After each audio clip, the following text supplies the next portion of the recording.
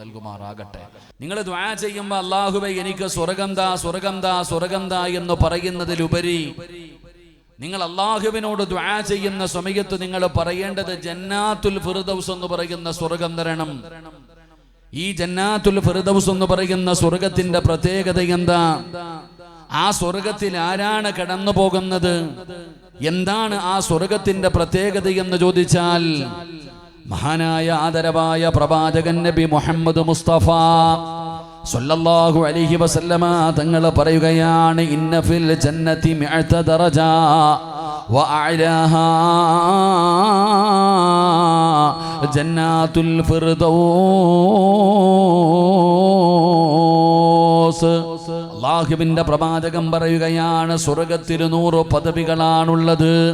1, 2, 3, 4, 5, 6 എന്ന് പറയുന്നത് പോലെ സ്വർഗത്തിൽ ഇങ്ങനെ പദവികളാണ്. അതാ ഒന്നാമത്തെ പദവിയുടെയും രണ്ടാമത്തെ പദവിയുടെയും ഇടയിലുള്ള ദൂരമുണ്ടല്ലോ, ആകാശഭൂമികൾക്കിടയിലുള്ള ദൂരമുണ്ടെന്ന് നബി മുഹമ്മദ് മുസ്തഫ സല്ലല്ലാഹു അലൈഹി വസല്ലമ തങ്ങൾ പറയുമ്പോ അല്ലാഹുവിന്റെ സ്വർഗത്തിൽ 100 പദവിയാണുള്ളത്. ആ 100 പദവിയിൽ 100ാമത്തെ പദവിയാണ് ജന്നാത്തുൽ ഫിർദൗസ് എന്ന് പറയുന്ന സ്വർഗമെന്ന് നബി മുഹമ്മദ് മുസ്തഫ സല്ലല്ലാഹു അലൈഹി വസല്ലമ തങ്ങൾ പറയുകയാ, അത് സ്വർഗത്തിലെ 100ാമത്തെ പദവിയാണ്. അത് സ്വർഗത്തിലെ ഏറ്റവും ഉയർന്ന പദവിയാണ്. അവിടെ കിടക്കുന്നതാരാണ്? അല്ലാഹുവിന്റെ വിവിഐപികളാണ്. ലോകത്ത് കടന്നു വന്ന 1,24,000 പരം വരുന്ന പ്രവാചകന്മാര്, അംബിയാ മുർസലീങ്ങളുണ്ടല്ലോ. ആദം നബിയും നൂഹ് നബിയും ഇബ്രാഹിം നബിയും മൂസാ നബിയും ദാവൂദ് നബിയും യാക്കൂബ് നബിയും യൂനുസ് നബിയും യൂസുഫ് നബിയും അയ്യൂബ് നബിയും സക്കരിയാ നബിയും ദാവൂദ് നബിയും പടച്ചവനെ ലോകത്ത് കടന്നു വന്ന പ്രവാചകന്മാര്. ആ പ്രവാചകന്മാര് പടച്ചവനെ സുഹദാക്കള്, സഹാബത്ത്, താബീങ്ങള്, തബഉ താബീങ്ങള്, ഇമാമുമാര്, ഔലിയാക്കന്മാര്, സയ്യിദന്മാര്, ഹാഫിളീങ്ങള്, ആലിമീങ്ങള്, അല്ലാഹ് ഇഷ്ടപ്പെട്ടവര് മാത്രം കടന്നു പോകുന്ന സ്വർഗമാണ് ജന്നാത്തുൽ ഫിർദൗസ് എന്ന് പറയുന്ന സ്വർഗം. അത് വിവിഐപികൾ കടന്നു പോകുന്ന സ്വർഗമാണ്. അത് സ്വർഗത്തിലെ ഏറ്റവും ഉയർന്ന പദവിയാണ്. അതുകൊണ്ട് നബി തങ്ങൾ പറഞ്ഞു, സ്വഹാബാ ചോദിച്ചാൽ അല്ലാഹുവിനോട് ഫിർദൗസ് എന്ന് പറയുന്ന സ്വർഗം ചോദിക്കണേ എന്ന് നബി മുഹമ്മദ് മുസ്തഫ. അല്ലാഹുവിന്റെ വിശുദ്ധമായ ഖുർആൻ പറയുന്നുണ്ട്, ആ ജന്നാത്തുൽ ഫിർദൗസ് എന്ന് പറയുന്ന സ്വർഗത്തിലേക്ക് കടന്നു പോകുന്ന ആ വിവിഐപികൾക്കുണ്ടായിരുന്ന ചില ഗുണങ്ങൾ ഖുർആൻ നമുക്ക് എണ്ണി പറഞ്ഞു തരുന്നുണ്ട്. ഈ പറയുന്ന ഗുണങ്ങൾ നമ്മുടെ ജീവിതത്തിൽ ഉണ്ടെങ്കിൽ നമ്മളും ആ സ്വർഗത്തിൽ പോകും. അല്ലാഹു നമുക്ക് ഭാഗ്യം തരുമാറാകട്ടെ. അതുകൊണ്ട് എൻ്റെ പ്രിയപ്പെട്ട സഹോദരങ്ങളെ, എല്ലാം ഒന്നും പറയാൻ കഴിയില്ല. ഇൻഷാ അല്ലാഹ് നമ്മളെ കൊണ്ട് പറ്റുന്നത് പറഞ്ഞ് സന്തോഷത്തോടെ ദുആ ചെയ്ത് പിരിയണം. അല്ലാഹു നമുക്ക് ഭാഗ്യം നൽകുമാറാകട്ടെ. അല്ലാഹു നമുക്ക് ഭാഗ്യം നൽകുമാറാകട്ടെ. എൻ്റെ പ്രിയപ്പെട്ടവരെ, അവർക്കുണ്ടായിരുന്ന ഒന്നാമത്തെ സ്വഭാവം എന്താ? അല്ലാഹുവിന്റെ പരിശുദ്ധമായ ഖുർആൻ പറയുകയാണ്, ഈ പറയുന്ന സ്വഭാവം നമ്മളിൽ ആർക്കാവുള്ളത് ഉണ്ടോ ഇല്ലയോ എന്ന് സ്വന്തമായിട്ടൊന്ന് വിലയിരുത്തുക. അല്ലാഹുവിന്റെ പരിശുദ്ധമായ ഖുർആൻ ഇവിടെന്ന് പറയുകയാ, ഒന്നാമത്തെ സ്വഭാവ ഗുണം എന്തെന്നറിയുമോ? ഇന്നഹും കാനൂ യുസാരിഊന ഫിൽ ഖൈറാത്ത്. അല്ലാഹുവിന്റെ വിശുദ്ധമായ ഖുർആൻ ഒന്നാമതായി പറയുകയാണ്, ഇന്നഹും കാനൂ യുസാരിഊന ഫിൽ ഖൈറാത്ത്. ഒരു നന്മ പറഞ്ഞു കഴിഞ്ഞാൽ, ഒരു നല്ല കാര്യം പറഞ്ഞു കഴിഞ്ഞാൽ പടച്ചവനെ ആ നന്മ ചെയ്യണമെന്ന് പറയുന്ന ഒരാഗ്രഹമുണ്ടല്ലോ. അല്ലാഹുവിന്റെ വിശുദ്ധമായ ഖുർആൻ പറയുകയാ, ഒരു നല്ല കാര്യം ഒരു മനുഷ്യന്റെ മുമ്പിലങ്ങ് പറഞ്ഞു കഴിഞ്ഞാൽ, അത് നിസ്കാരമാകട്ടെ, സദഖയാകട്ടെ, ഖുർആൻ ഓതലാകട്ടെ, ദിക്റുകളാകട്ടെ, ഒരു നല്ല കാര്യം പറഞ്ഞു കഴിഞ്ഞാൽ പറയുന്നത് നന്മയാണോ, ആ നല്ല കാര്യം പറഞ്ഞു കഴിഞ്ഞാൽ പിന്നെ അവന് സമാധാനമില്ലടോ. ആ നന്മ ചെയ്യാതെ അവൻ ഉറങ്ങാൻ കഴിയില്ല. ആ നന്മ ചെയ്യുന്നതിന് വേണ്ടി അവൻ വല്ലാത്ത ധൃതി കാണിക്കുകയാണ്. ഒരു നല്ല കാര്യം പറയപ്പെട്ടാൽ പടച്ചവനെ അത് ചെയ്യാനുള്ള ഒരു മനസ്സ് നമ്മളിൽ ആർക്കാവുള്ളത്? പടച്ചവനെ ഒന്ന് കയറിയിരിക്കാൻ പറഞ്ഞപ്പോ ഞാൻ പറഞ്ഞത് എൻ്റെ വീട്ടിൽ കയറിയിരിക്കാനല്ല. ദുനിയാവിൽ 2 സ്വർഗമുണ്ട്. ആ 2 സ്വർഗത്തിൽപ്പെട്ട ഒരു സ്വർഗമാണ് ഇൽമു പറയുന്ന മജ്ലിസ്. എടോ വന്ന സ്വർഗത്തിൽ കയറിയിരിക്ക് ഒന്ന് പറയുമ്പോ നമ്മൾ ആലോചിക്കുകയാണ്, പുറകിൽ നിൽക്കുന്നവന് കയറിയിരിക്കട്ടെ എന്ന് ചിന്തിക്കുകയാണ്. ഈ ഗുണമല്ല നമുക്ക് വേണ്ടത്. ഒരു നന്മ പറഞ്ഞാൽ, ഒരു നല്ല കാര്യം പറഞ്ഞാൽ പറയുന്നവന് താടിയുണ്ടോ തഴമുണ്ടോ, വലിയവനാണോ ചെറിയവനാണോ, അങ്ങനല്ല. ഒരു നല്ല കാര്യം പറഞ്ഞാ ചെയ്യാനുള്ള ഒരു മനസ്സാണ് വേണ്ടത്. ഒരു മനസ്സാണ് നമുക്ക് വേണ്ടത്. ആ സ്വഭാവമാണ് നമുക്കുണ്ടാകേണ്ടത്. ഒരു നല്ല കാര്യം പറഞ്ഞാൽ എങ്ങനെ ചെയ്യണമെന്നറിയുമോ? ഒരു ഉദാഹരണം നബി തങ്ങൾ പറയുകയാ. പെട്ടെന്ന് മനസ്സിലാകാൻ ഒരു ഉദാഹരണം ഞാൻ പറയുകയാ. ഒരു നല്ല കാര്യം പറഞ്ഞാൽ എത്ര പെട്ടെന്നാണ് അത് ചെയ്യേണ്ടതെന്നുള്ളതിനൊരു തെളിവ് ഞാൻ പറഞ്ഞു തരാ. മഹാനായ ഖലീലുല്ലാഹി ഇബ്രാഹിം നബി അലൈഹിസ്സലാം, അല്ലാഹുവിന്റെ പ്രവാചകനായ ഇബ്രാഹിം നബി അലൈഹിസ്സലാം, ആ ഇബ്രാഹിം നബി അലൈഹിസ്സലാമിന്റെ ചരിത്രം നബി തങ്ങൾ പറയുകയാ. യഹ്തതല ഇബ്രാഹിം അലൈഹിസ്സലാം വഹുവ ഇബ്നു 80 സന. അല്ലാഹുവിന്റെ പ്രവാചകനെ പടന്ന് പഠിപ്പിക്കുകയാണ്. അല്ലാഹുവിന്റെ പ്രവാചകനായ ഇബ്രാഹിം നബി അലൈഹിസ്സലാമിന് 80 വയസ്സായി. 80 വയസ്സ് പ്രായമായി. ആ 80 വയസ്സുള്ള ഇബ്രാഹിം നബി അലൈഹിസ്സലാമിനോട് പടച്ച റബ്ബിന്റെ കൽപ്പന വരികയാ. ഇബ്രാഹിം നബിയേ, സുന്നത്ത് കല്യാണം നടത്തണം നബിയേ, സുന്നത്ത് കല്യാണം നടത്തണം നബിയേ. 8 വയസ്സുകാരനോടല്ല, 80 വയസ്സുള്ള ഇബ്രാഹിം നബി അലൈഹിസ്സലാമിനോട് പടച്ച റബ്ബിന്റെ കൽപ്പന വരികയാണ്. ആദ്യമായിട്ടാണ് അങ്ങനെ ഒരു കാര്യം പറയുന്നത്. പടച്ചവനെ സുന്നത്ത് കല്യാണം നടത്താ പറയുകയാണ്. അതിനെക്കുറിച്ച് വലിയ അറിവില്ലടോ. അല്ലാഹുവിന്റെ കൽപ്പന വന്നു 80 വയസ്സുള്ള ഇബ്രാഹിം നബിയോട് സുന്നത്ത് കല്യാണം നടത്താറ്. പടച്ചവനെ റബ്ബിന്റെ കൽപ്പന വന്നപ്പോ ഇബ്രാഹിം നബി എന്ത് ചെയ്തെന്നറിയുമോ? വഹുവ ബിൽ ഖദൂ, തന്റെ കയ്യിലൊരു മഴുവിരിക്കുകയാണ്, ഒരു കോടാലി ഇരിക്കുകയാണ്, ഒരു ചെറിയ മഴു തന്റെ കയ്യിലിരിക്കുകയാണ്. ഇബ്രാഹിം നബി എന്ത് ചെയ്തെന്നറിയുമോ? ആ മഴുവ് കൊണ്ട് സ്വന്തമായിട്ടങ്ങ് സുന്നത്ത് കല്യാണം നടത്തുകയാ. തന്റെ കയ്യിലിരുന്ന മഴുവ് കൊണ്ട് ഇബ്രാഹിം നബി അവിടെ നിന്ന് പെട്ടെന്ന് തന്നെ സുന്നത്ത് കല്യാണം നടത്തുകയാണ്. പടച്ചവനെ പറയേണ്ടതില്ലല്ലോ, രക്തമൊഴുകാൻ തുടങ്ങി. അതാ വരുന്ന മുഖറബുൽ അംലാഖ് മലക്ക് ജിബ്രീൽ. ജിബ്രീൽ അലൈഹിസ്സലാം ഇറങ്ങി വരികയാണ്. യാ ഖലീലല്ലാഹ്, അല്ലാഹുവിന്റെ നബിയേ, എന്തേ നബിയേ, എന്തേ നബിയേ, നിങ്ങൾക്കൊന്ന് ക്ഷമിച്ചുകൂടായിരുന്നു നബിയേ? ഒന്ന് സമാധാനത്തോടു കൂടി ചെയ്താ പോരായിരുന്നോ? എന്തിനാണ് നിങ്ങൾ എത്ര ധൃതി കാണിച്ചത്? ഖലീലുല്ലാഹി ഇബ്രാഹിം നബി അലൈഹിസ്സലാമിനോട് ജിബ്രീൽ എന്ന് പറയുന്ന മലക്ക് ചോദിക്കുമ്പോ, അല്ലാഹുവേ, ഇബ്രാഹിം നബി പറഞ്ഞ മറുപടി എന്താ? ജിബ്രീലേ, അല്ലാഹ് ഒരു കാര്യം ചെയ്യാൻ പറഞ്ഞാൽ, അല്ലാഹ് ഒരു കാര്യം ചെയ്യാൻ പറഞ്ഞാ പടച്ചവനെ ചെയ്യണമല്ലോ, പിന്നെ എന്താലോചിക്കാനാ? ഇതാണ് ഖുർആൻ പറഞ്ഞത്. ഇന്നഹും കാനൂ യുസാരിഊന ഫിൽ ഖൈറാത്ത്. ഒരു നല്ല കാര്യം പറഞ്ഞ പിന്നെ അത് ചെയ്യാതെ ചിലർക്ക് സമാധാനമുണ്ടാകില്ല. അള്ളാഹു അക്കൂട്ടത്തിന് നമ്മളെ പെടുത്തുമാറാകട്ടെ. 80 വയസ്സുള്ള ഇബ്രാഹിം നബി അലൈഹിസ്സലാമിനോട് അള്ളാഹുവിൻ്റെ കൽപ്പന വന്നു ലോകത്ത് ആദ്യമായിട്ട് സുന്നത്ത് കല്യാണം നടത്താൻ. എൻ്റെ പ്രിയപ്പെട്ടവരെ, അള്ളാഹുവിൻ്റെ കൽപ്പന വന്നു കഴിഞ്ഞപ്പോൾ തൻ്റെ കയ്യിലിരുന്ന മഴുകൊണ്ട് ഇബ്രാഹിം നബി സ്വന്തമായിട്ട് സുന്നത്ത് കല്യാണം നടത്തി. ജിബ്രീൽ എന്ന് പറയുന്ന മലക്ക് ചോദിക്കുക, എന്തേ നബി, അതിങ്ങനെ രക്തത്തിൽ കൊളിച്ച് നിൽക്കണല്ലോ, നമുക്കൊന്ന് സമാധാനത്തോടെ ഒന്ന് ചെയ്തുകൂടെ? അള്ളാഹുവിൻ്റെ കൽപ്പന വന്നാൽ എങ്ങനാ? ഒരു കാര്യം ചെയ്യാൻ പറഞ്ഞാൽ പിന്നെ ആലോചനയില്ല. എന്റെ പ്രിയപ്പെട്ടവർ, അതൊരു മനസ്സാണ്, ഒരു നല്ല ഗുണമാണ്. അതാണ് നമ്മളിൽ പലർക്കും ഇല്ലാതെ പോയത്. അങ്ങനെയുള്ള ഒരു സ്വഭാവമാണ്. സ്വർഗത്തിൽ പോകാൻ ആഗ്രഹമാണ്. എല്ലാവരും ദുആ ചെയ്യുന്നത് സ്വർഗത്തിൽ പോകാനാ. എന്നാ നിന്റെ ജീവിതത്തിൽ നീ എന്ത് നന്മയാണ് ചെയ്തു വച്ചിരിക്കുന്നത്? എന്റെ പ്രിയപ്പെട്ടവരെ, പോകാൻ ആഗ്രഹിച്ചാ മാത്രം പോരാ.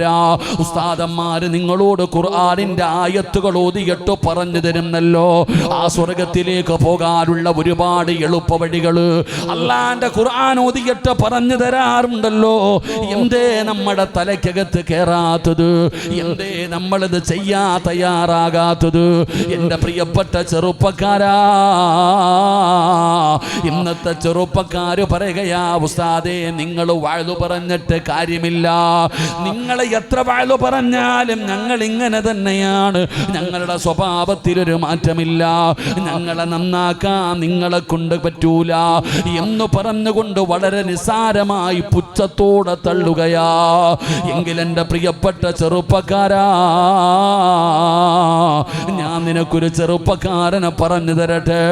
മഹാനായ ആദരവായ പ്രവാചകൻ നബി മുഹമ്മദ് മുസ്തഫ സ്വല്ലല്ലാഹു അലൈഹി വസല്ലമ തങ്ങള് അതാ ഉഹദിന്റെ രണാങ്കണത്തില്, അല്ലാഹുവിന്റെ പ്രവാചകൻ യുദ്ധം നടക്കുന്ന രണാങ്കണത്തിൽ നിൽക്കുകയാണ്. നബി തങ്ങൾ വിളിച്ചു പറഞ്ഞു, സ്വഹാബാ, സ്വർഗത്തിന്റെ പരിമളം അടിച്ചു വീശുന്നു സ്വഹാബാ. ഈ രണാങ്കണത്തിൽ നിന്ന് സ്വർഗത്തിന്റെ പരിമളം അടിച്ചു വീശുന്നു സ്വഹാബാ. ഇന്നാര് ഷഹീദായാലും അവർക്ക് സ്വർഗമുണ്ട് സ്വഹാബാ. നബി തങ്ങൾ അവിടുന്ന് വിളിച്ചു പറയുമ്പോ, പടച്ചവനെ, ഉമൈർ ഇബ്നു ഹുമാം എന്ന് പറയുന്ന യുവത്വത്തിന്റെ നടുവിലൂടെ നടന്നു പോകുന്ന ഒരു ചെറുപ്പക്കാരൻ അല്ലാഹുവിന്റെ പ്രവാചകം പറയുന്നത് കേൾക്കുമ്പോ ബഹിൻ ബഹിൻ എന്ന് പറഞ്ഞ് തുള്ളിച്ചാടുകയാണ്. സന്തോഷം കൊണ്ട് തുള്ളിച്ചാടുകയാണ്. അവിടുന്ന് ചോദിക്കുന്നു, ഉമൈറേ, നിനക്കെത്ര സന്തോഷമെന്ത്? നീ എന്തിനാ കിടന്ന് തുള്ളിച്ചാടുന്നത്? നീ എന്തിനാ കിടന്ന് സന്തോഷിക്കുന്നത്? ഉമൈർ ഇബ്നു ഹുമാം എന്ന് പറയുന്ന ചെറുപ്പക്കാരൻ പറയുകയാ, അല്ലാഹുവിന്റെ റസൂൽ പറഞ്ഞത് കേട്ടില്ലേ? മാ ഹമലക അലാ ഖൗലിക. അല്ലാഹുവിന്റെ പ്രവാചകൻ സ്വല്ലല്ലാഹു അലൈഹി വസല്ലമ തങ്ങൾ പറഞ്ഞത് കേട്ടില്ലേ? സ്വർഗത്തിന്റെ പരിമളം അടിച്ചു വീശുകയാണ്. ഇന്നിവിടെ ഷഹീദാകുന്നവർക്ക് സ്വർഗമുണ്ടെന്ന് നബി തങ്ങൾ പറയുന്നത് കേട്ടില്ലേ? അല്ലാഹുവിന്റെ പ്രവാചകനോട് ചോദിച്ചു, യാ റസൂലല്ലാഹ്, അല്ലാഹുവിന്റെ നബിയേ, ഇന്ന് ഈ രണാങ്കണത്തിലെ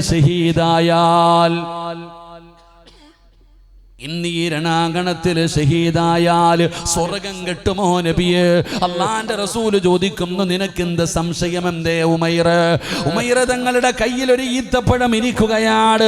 നബി തങ്ങൾ പറഞ്ഞു, എനിക്ക് സ്വർഗത്തിന്റെ പരിമളം അടിച്ചു വീശുന്നുണ്ട്. ഇന്നിവിടെ ആര് ഷഹീദായാലും അവർക്ക് സ്വർഗമുണ്ട്. അല്ലാഹുവിന്റെ പ്രവാചകൻ സ്വല്ലല്ലാഹു അലൈഹി വസല്ലമ തങ്ങൾ പറയുമ്പോ കടിക്കാനൊരു കാരക്ക എടുത്ത് കയ്യിൽ വെച്ചിരിക്കുകയാ. ഉമൈർ എന്ന് പറയുന്ന ചെറുപ്പക്കാരൻ തന്റെ കയ്യിൽ ഒരു കാരക്ക എടുത്ത് വെച്ചിരിക്കുകയാണ്. അല്ലാഹുവേ, ആ കാരക്കയങ്ങ് താഴെ വെക്കുകയാ. കടിക്കാനെടുത്ത കാരക്കയെടുത്ത് താഴെ വെക്കുകയാണ്. ഉമൈറെ, കടിച്ചിട്ട് പോകടാ, ഈ കാരക്കയൊന്ന് കടിച്ചിട്ട് പോ. ഉമൈർ തങ്ങൾ പറഞ്ഞ മറുപടി എന്തെന്നറിയുമോ?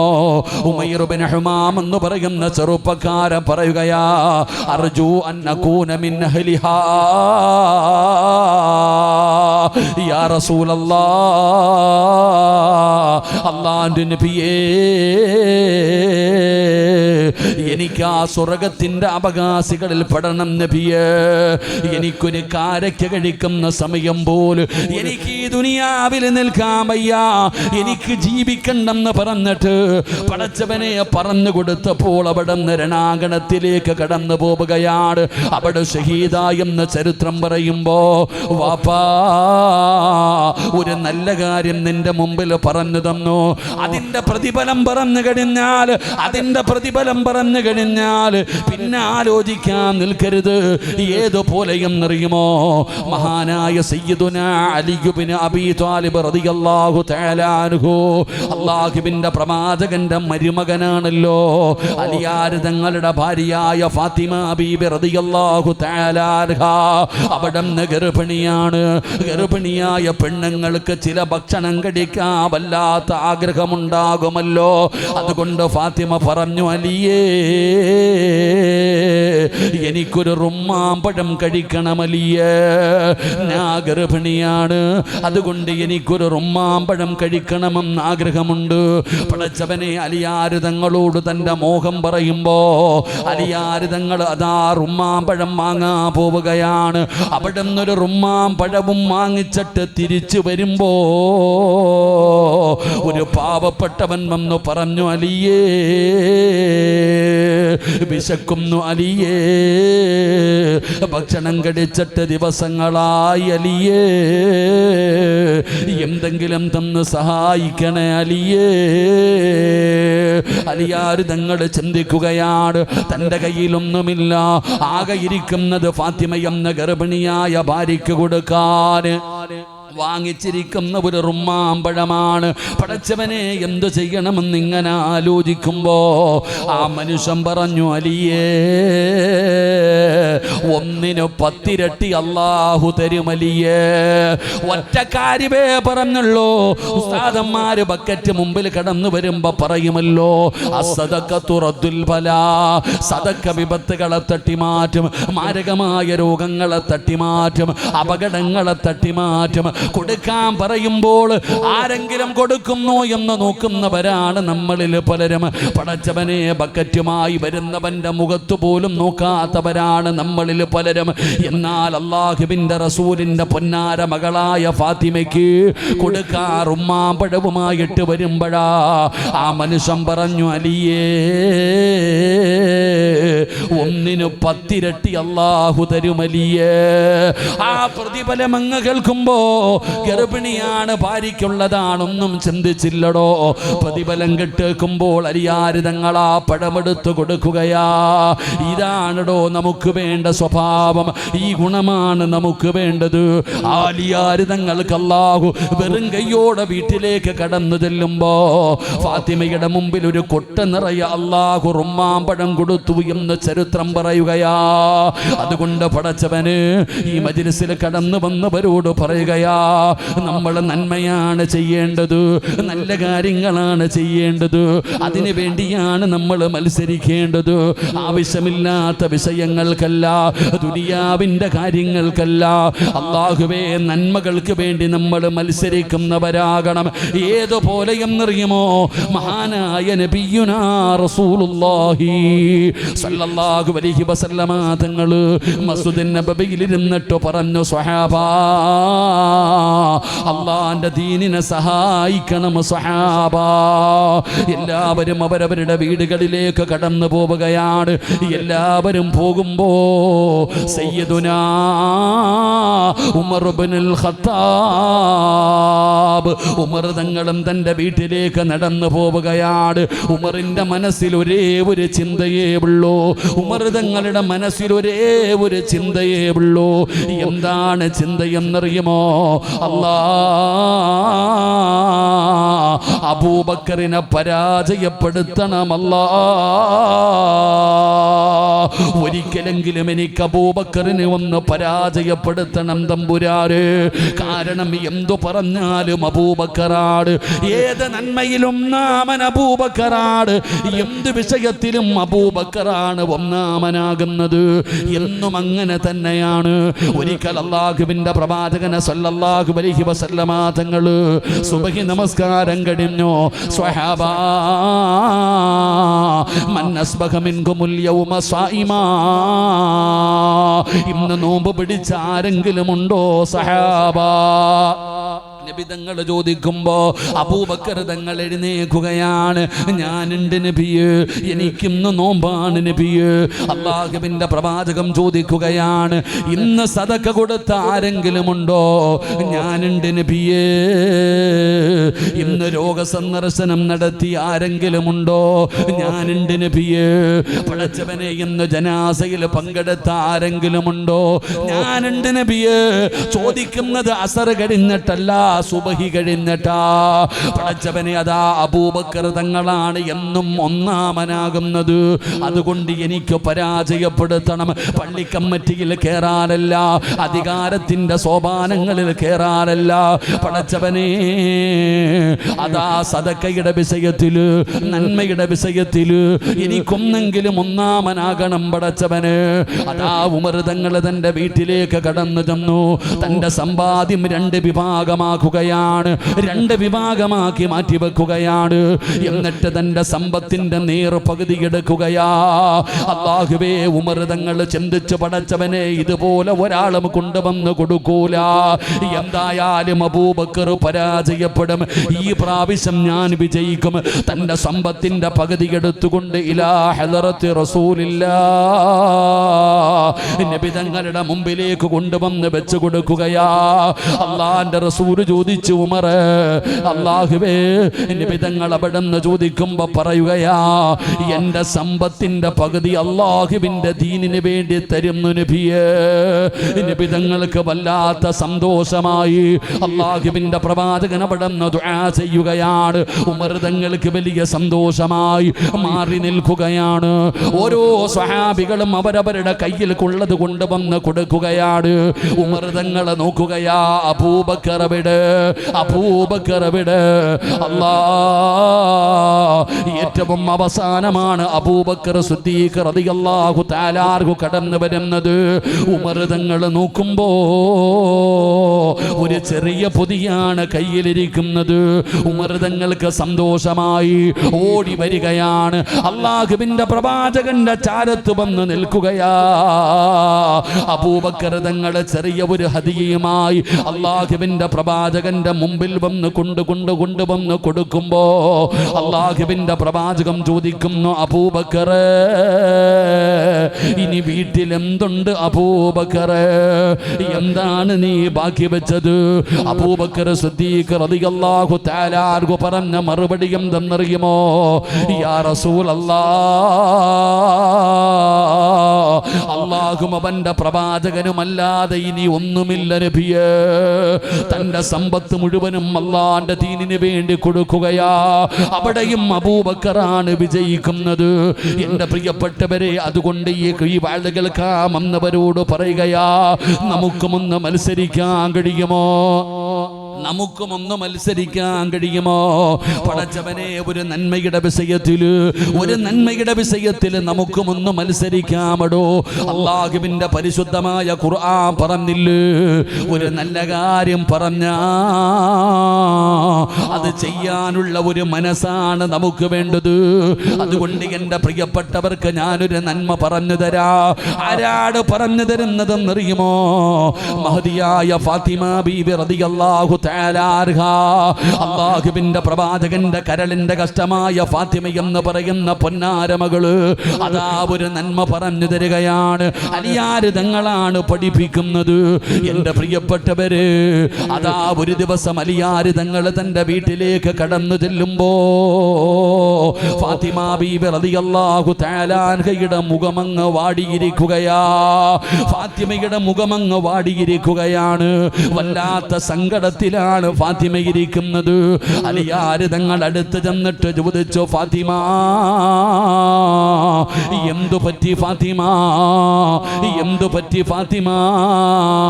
ഫാത്തിമ ബീബി റളിയല്ലാഹു തആല അൻഹാ തന്റെ കൈയെടുത്ത് കാണിച്ചു കൊടുക്കുകയാ. പടച്ചവനെ, ഫാത്തിമ ബീബി റളിയല്ലാഹു തആല അൻഹയുടെ 2 കൈയും അവിടെന്ന് പൊട്ടിയിരിക്കുകയാ. ആട്ടുകല്ല് പിടിച്ചിട്ട് പടച്ചവനെ എന്തേ കാരണമെന്നറിയുമോ? അലിയാര് തങ്ങൾ പാവപ്പെട്ടവനാ. പടച്ചവനെ അതാ മാവ് പൊടിച്ചിട്ട് ഗോതമ്പ് പൊടിച്ചിട്ട് അത് കൊണ്ടുപോയി വിറ്റിട്ട് കിട്ടുന്ന പൈസ കൊണ്ടാണ് അലിയാര് തങ്ങളും ഫാത്തിമ ബീബിയും കഴിയുന്നത്. പടച്ചവനെ എപ്പോഴും മാവ് പൊടിക്കുന്നതിന് വേണ്ടി കൈകൊണ്ടിങ്ങനെ കല്ല് പിടിക്കുകയാ. ആ കല്ല് പിടിച്ചിട്ടാണ് ഫാത്തിമയുടെ കൈ പൊട്ടിയിരിക്കുന്നത്. പടച്ചവനെ നമ്മൾ ചിന്തിക്കും ഉസ്താദ് എങ്ങനെയാ കൈ പൊട്ടുക? എൻ്റെ പ്രിയപ്പെട്ട വാപ്പാ, ഫാത്തിമ ബീബിക്ക് ഹസനും ഹുസൈനും എന്ന് പറയുന്ന രണ്ട് ചെറിയ മക്കളാണുള്ളത്. രണ്ടുപേരും ഒരു വയസ്സിന്റെ വ്യത്യാസമാണ്. രണ്ടുപേർക്കും ഒരു വയസ്സിന്റെ വ്യത്യാസമേ ഉള്ളൂ. ആ ഒരു വയസ്സിന്റെ വ്യത്യാസമുള്ള മക്കളെ എങ്ങനെയാ ഫാത്തിമ വളർത്തിയതെന്നറിയുവോ? തൊട്ടിലിൽ കിടന്ന് കരഞ്ഞ ഫാത്തിമ ബീബി ഒരു കയറ് കെട്ടിയിട്ടിരിക്കുകയാ. തന്റെ കാലിൽ ഒരു കയറ് കെട്ടിയിട്ടിരിക്കുകയാണ്. മക്കള് കരഞ്ഞ കാലുകൊണ്ടാട്ടികെട്ടാണ് ഫാത്തിമ തന്റെ മക്കളെ ഉറക്കിയിരുന്നത്. കാരണം അതുപോലെ ജോലിയാണ്. അങ്ങനെ ജോലി ചെയ്ത കല്ല് പിടിച്ചിട്ട് രണ്ട് കൈയും പൊട്ടിയ സങ്കടമാണ് ഫാത്തിമ ബീബി റളിയല്ലാഹു തആല അൻഹ തന്റെ ഭർത്താവായ അലിയാര് തങ്ങളോട് പറഞ്ഞു കൊടുക്കുന്നത്. അലിയാര് തങ്ങൾക്ക് സങ്കടമായി, രണ്ടുപേർക്കും സങ്കടമായി. അലിയാര് തങ്ങൾ പറഞ്ഞു, ഫാത്തിമ ഞാനൊരു വഴി പറഞ്ഞു തരാ, നിന്റെ പ്രയാസം മാറാ, നിന്റെ ബുദ്ധിമുട്ടുകൾ മാറാ. ഞാൻ നിനക്കൊരു വഴി പറഞ്ഞു തരട്ടെ ഫാത്തിമ. എന്തേ അലിയേ? അലിയാര് തങ്ങൾ തന്റെ ഫാത്തിമയോട് പറയുകയാണ്, നീ നാളെ നിന്റെ വാപ്പാടെ മുമ്പിലേക്ക് കടന്നു ചെല്ലണം. അല്ലാഹുവിന്റെ പ്രവാചകൻ എന്ന നിന്റെ പിതാവിന്റെ മുമ്പിൽ ചെന്നിട്ട് നിന്റെ കൈ കാണിച്ചു കൊടുത്തിട്ട് നിന്റെ സങ്കടങ്ങൾ പറഞ്ഞിട്ട് നീ അല്ലാഹുവിന്റെ പ്രവാചകനോട് പറയണം, ബാപ്പാ എനിക്കൊരടിമയെ വേണം ബാപ്പാ. ഒരടിമയെ നീ ചെന്ന് ചോദിച്ചാൽ ഒരുപാട് അടിമകൾ നബി തങ്ങളുടെ കയ്യിലുണ്ടല്ലോ. അല്ലാഹുവിന്റെ പ്രവാചകൻ നീ ചോദിച്ചാ ഉറപ്പായിട്ടും തരും ഫാത്തിമ. ഒരടിമയെ ലഭിച്ചാ നിനക്ക് സഹായമാകുമല്ലോ. ഫാത്തിമ ചിന്തിച്ചു, ശരിയാണല്ലോ. പടച്ചവനെ കിടന്നുറങ്ങുകയാണ്. പിറ്റേ ദിവസം ഫാത്തിമ ബീബി റളിയല്ലാഹു തആല അൻഹ ജോലിയൊക്കെ കഴിഞ്ഞപ്പോ അല്ലാഹുവിന്റെ പ്രവാചകൻ എന്ന പിതാവിനെ കാണാൻ പോവുകയാണ്. ഫാത്തിമ ബീബി റളിയല്ലാഹു തആല അൻഹ വീട്ടിൽ ചെല്ലുമ്പോ അല്ലാഹുവിന്റെ പ്രവാചകൻ ഒരു യാത്ര പോയിരിക്കുകയാ. നബി തങ്ങൾ ഒരു യാത്ര പോയിരിക്കുകയാ. ഫാത്തിമയ്ക്ക് സങ്കടമായി. ഉമ്മയായ ആയിഷ ബീബി റളിയല്ലാഹു തആല അൻഹയോട് പടച്ചവനെ തന്റെ കൈ കാണിച്ചു കൊടുത്തിട്ട് ഫാത്തിമ സങ്കടം പറയുകയാ. വീട്ടു ജോലിയെ കുറിച്ച് പറയുകയാ. ഭർത്താവിന്റെ വീട്ടിലെ പ്രയാസങ്ങളെ കുറിച്ച് പറയുകയാ. ഫാത്തിമ ബീബി പറയുമ്പോ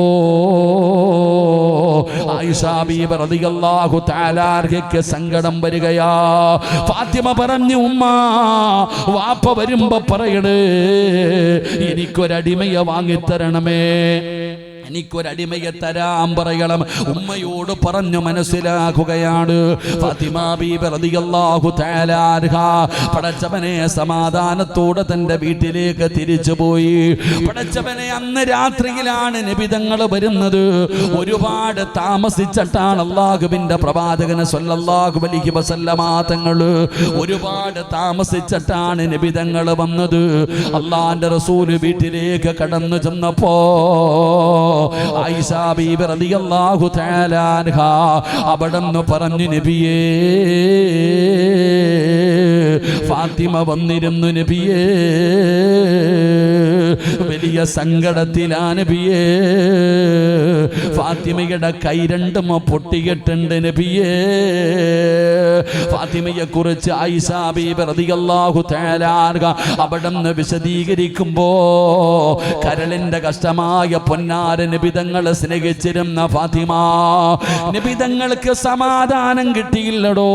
ആ രാത്രിയിൽ തന്നെ നബിതങ്ങളെ ഇറങ്ങുകയാണ്. എനിക്കെന്റെ പൊന്നുമോളെ കാണണം, എനിക്ക് എൻ്റെ പൊന്നുമോളെ കാണണം. അള്ളാഹുവിൻ്റെ പ്രവാചകൻ സല്ലല്ലാഹു അലൈഹി വസല്ലമ തങ്ങൾ അങ്ങനെ ഫാത്തിമ ബീബിയുടെ വീട്ടിലേക്ക് പാതിരാത്രിയിൽ കടന്നു ചെല്ലുകയാണ്. നബി തങ്ങൾ സലാം പറഞ്ഞു. വീടിനകത്തേക്ക് കടന്നു ചെല്ലുമ്പോ രണ്ടുപേരും കിടക്കുകയായിരുന്നു. പെട്ടെന്ന് ചാടി എഴുന്നേക്കാൻ നോക്കുമ്പോ അള്ളാന്റെ റസൂല് പറഞ്ഞു, ഇരിക്കു ഫാത്തിമ, ഇരിക്കലിയേ. രണ്ടുപേരെയും പിടിച്ചിരുത്തുകയാണ്. അവരുടെ മുമ്പിൽ അവരുടെ മധ്യഭാഗത്ത് നബി തങ്ങൾ ഇരുന്നു. എന്നിട്ട് അല്ലാഹുവിന്റെ പ്രവാചകൻ സല്ലല്ലാഹു അലൈഹി വസല്ലമ തങ്ങൾ ഫാത്തിമ ബീബിയുടെ കൈ പിടിച്ചു നോക്കുകയാ. ജോലി ചെയ്ത് കൈയൊക്കെ പൊട്ടിയിരിക്കുന്ന പൊന്നാര മകളെ കൈ പിടിച്ചിട്ട് പ്രവാചകൻ തയ്യിൽ ഇങ്ങനെ വെച്ചിട്ട് തലോടുകയാണ്. എന്നിട്ട് നബി തങ്ങൾ പറഞ്ഞ മറുപടി എന്തെന്നറിയുവോ? പെൺമക്കളുള്ള പിതാക്കന്മാരെ, നിങ്ങൾക്ക് വേണ്ട ഒരു സ്വഭാവം ഇതാണ്. പെൺകുട്ടികളുള്ള പിതാക്കന്മാര് പഠിക്കേണ്ട ഒരു പാഠമാണ്. ഒരു വാപ്പ എങ്ങനെയാകണം, നിന്നെ പോലെ നിന്റെ മരുമകന് സമ്പത്തുണ്ടാകണമെന്നില്ല, സൗകര്യമുണ്ടാകണമെന്നില്ല, കൊട്ടാരം പോലെയുള്ള വീടുണ്ടാകണമെന്നില്ല. പാവപ്പെട്ടവനാകാ, കഷ്ടപ്പെട്ട് ജീവിക്കുന്നവനാകാ. പടച്ചവനെ, ആ പാവപ്പെട്ടവന്റെ വീട്ടിലെ പ്രയാസങ്ങളെ കുറിച്ച് പൊന്നാര മകള് സങ്കടം പറഞ്ഞ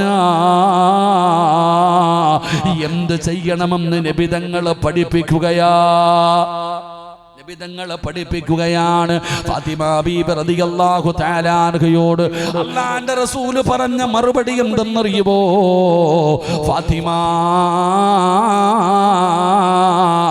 ഭർത്താവിനും മക്കൾക്കും ഭക്ഷണം വെച്ച് കൊടുക്കുന്ന ഒരു പെണ്ണിന് അല്ലാഹു കൊടുക്കുന്ന പ്രതിഫലം എന്താണെന്ന് നിനക്കറിയുമോ ഫാത്തിമ? അല്ലാഹുവിന്റെ റസൂൽ ചോദിക്കുകയാണ്, ഭർത്താവിനും മക്കൾക്കും ഭക്ഷണം വെച്ച് കൊടുക്കുന്ന ഒരു പെണ്ണിന് അല്ലാഹു കൊടുക്കുന്ന പ്രതിഫലം എന്തെന്ന് നിനക്കറിയുമോ ഫാത്തിമ? ഇല്ല നബിയേ. അല്ലാഹുവിന്റെ പ്രവാചകൻ അവിടെന്ന് പറഞ്ഞു കൊടുക്കുകയാ, പടച്ചവനെ വാപ്പാ, നീ നിന്റെ പൊന്നാര മകളോട് പറഞ്ഞു കൊടുക്കണേ, നിന്റെ പെൺമക്കളോട് നീ പറഞ്ഞു കൊടുക്കണേ. നിന്റെ പെൺമക്കള് വീട്ടുജോലിയുടെ കാര്യങ്ങൾ നിന്റെ അടുക്കൽ പറഞ്ഞ് കരയുമ്പോ പറഞ്ഞു കൊടുക്കേണ്ട ഒരു നന്മയാണ്. അല്ലാഹുവേ, കൊട്ടുകാടിന്റെ പരിസരത്തുള്ള ഉമ്മമാരെ, ഭർത്താവിന്റെ വീടിന്റെ അടുക്കളയ്ക്കകത്ത് കിടന്ന് കഷ്ടപ്പെടുന്ന പെങ്ങള്, സങ്കടപ്പെടുന്ന പെങ്ങള്, നിനക്ക് അല്ലാഹു തരുന്ന പ്രതിഫലം എന്തെന്നറിയുവോ? ആ അടുപ്പിന്റെ ചുവട്ടിൽ കിടന്ന് പുക കൊള്ളുന്നവളല്ല, ചൂടനുഭവിക്കുന്നവളല്ല പെങ്ങളെ. നട്ടുച്ച സമയത്ത് ആ തീയുടെ ചുവട്ടിൽ കിടന്ന് ജോലി ചെയ്യുമ്പോ നിന്റെ ശരീരം വിയർക്കുമല്ലോ. വിയർപ്പ് തുള്ളികൾ ഇങ്ങനെ ഇട്ടിരിക്കുന്ന ചുരിദാറിന്റെ ഉള്ളിലൂടെ ഒഴുകുമല്ലോ പെങ്ങളെ. വല്ലാത്ത ചൂടല്ലേ, വല്ലാത്ത പ്രയാസമല്ലേ. എങ്കിലാ വിയർപ്പ് തുള്ളി നിനക്ക് നഷ്ടമാകില്ല. ആ അടുക്കളയിൽ കിടന്നിട്ട് അല്ലാഹുവിന്റെ തൃപ്തി കരുതിയിട്ട് ഒരു പെണ്ണ് തന്റെ ഭർത്താവിനക്കും മക്കൾക്കും ഭക്ഷണം വെക്കുമ്പോ ഒരു തുള്ളി വിയർപ്പ് നിന്റെ ശരീരത്തിൽ നിന്ന് താഴെ വീണ